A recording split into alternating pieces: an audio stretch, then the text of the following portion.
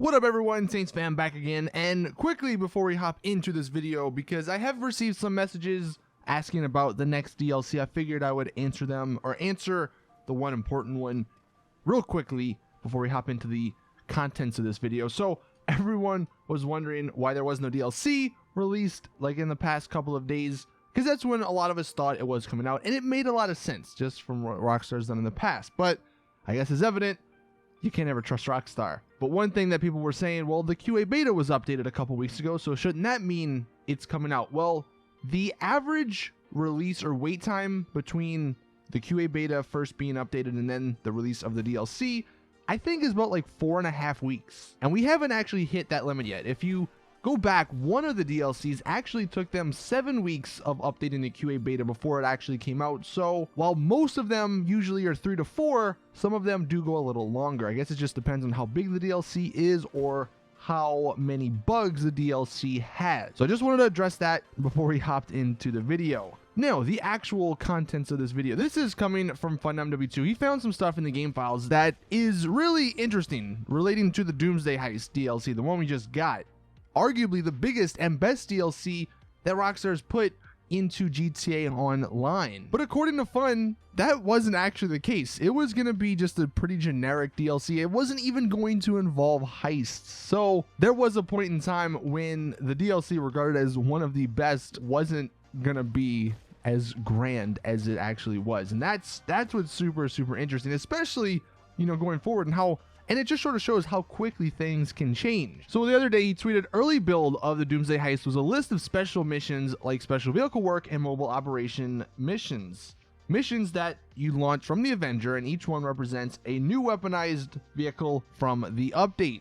And then he posted the actual stuff. It may be a little hard to read, but basically just running through this, he goes, the concept for Doomsday Heist was nothing but a bunch of special missions like the special vehicle work and mobile operation missions. At the top there we have the root ID, or the root content IDs for those concept missions, and he said now they are removed and they're replaced with the Doomsday Heist. But they had 8 missions in plan, 5 of them that were in development, so they were already pretty deep into developing these missions, I guess, before they decided to hop on over to the Doomsday Heist stuff. The second bit there, the WAM flow and all that is at the bottom. He says the work/warehouse aircraft missions, and he said they changed those stats to gang ops, and apparently gang ops was the code name in the game files for the Doomsday Heist. He also says, interesting enough, these are the stats for the mobile operation mission. And then at the bottom he sort of explains it a little bit better.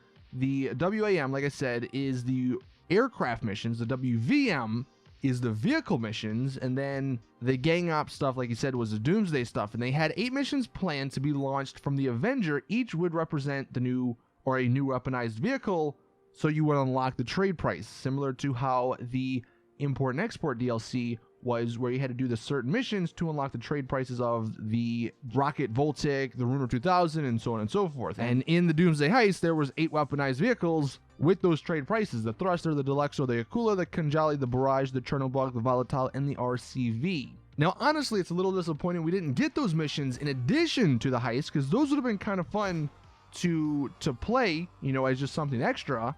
But ultimately, you look, the Doomsday Heist missions were fantastic, but it just goes to show you how something as awesome as the Doomsday Heist wasn't actually going to be that, probably until sometime last year when they're like, all right, people are still playing this game, we need to make something big or bigger than last year's DLC, because it sounded like they were just going to be making an import and export part 2, so to speak. Not like the same contents, but just the same sort of missions where you have your weaponized vehicles, all crazily over expensive, but you played these missions and you would unlock the prices, and then maybe there would be some sort of business tied with it. But clearly, since the popularity of GTA Online has just gone up, or gone higher and higher each month, they decided to do something different and ultimately do the Doomsday Heist, which is fantastic.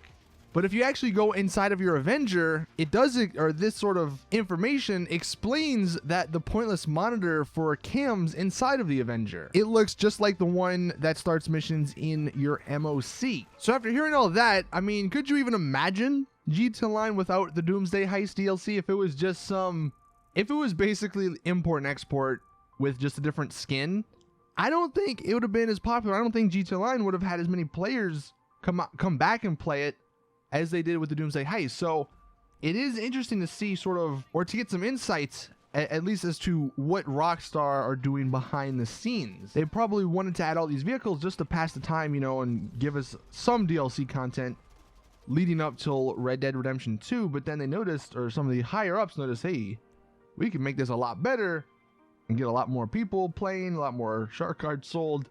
So let's go out and make heists. But you guys can let me know in the comments what you think about this. I just thought that was super interesting, how the Doomsday Heist DLC wasn't actually planned from the start. That was something they sort of just made, I guess, halfway or even a little after halfway through developing the vehicles for that update.